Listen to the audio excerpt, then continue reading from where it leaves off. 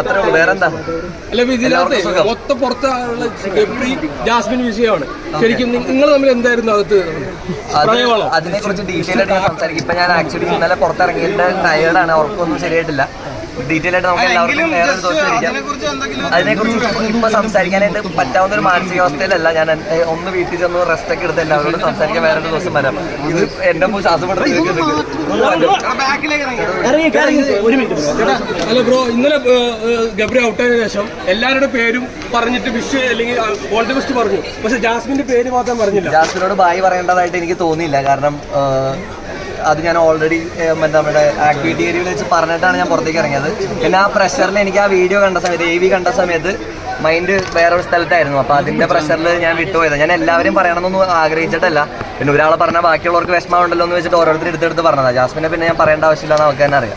നിങ്ങൾ തമ്മിലുള്ള ഒരു ഒത്തുകളിയായിരുന്നു ഈ ശരിക്കും? അല്ല,